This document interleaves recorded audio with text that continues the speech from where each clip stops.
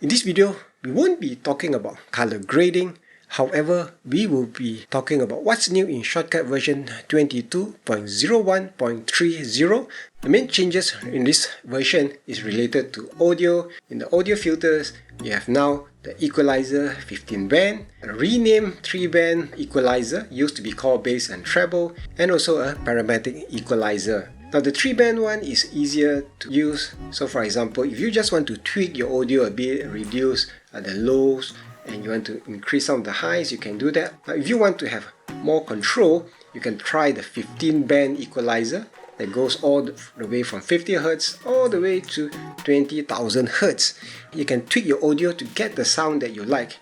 For example, you may want to boost your voice, or you may want to change your voice as if you are talking through a phone. For example, the number you have called is currently unavailable. Please try again later. Finally, there's a parametric equalizer that allows you to adjust your audio in 5 different bands. I've tested the equalizer, it works well. For more tips and tricks, check out what's on the screen right now while I head back over to the screen and mess around a little bit more with color grading.